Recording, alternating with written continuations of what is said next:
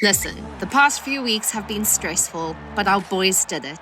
To celebrate the upcoming Rugby World Cup final, why not whip up this green and gold springbok cake?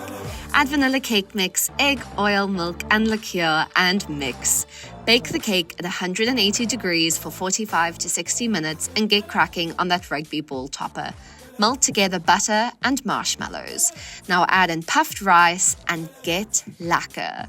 Roll the mixture into a rugby ball shape and set aside. Make a green mint-flavored icing because, the bokke need to be in mint condition. Grab that cake, add the green, and get geus with it. Cover the rugby ball shaped in icing, and now roll out your fondant and cover. Carve out the shapes and letters and decorate.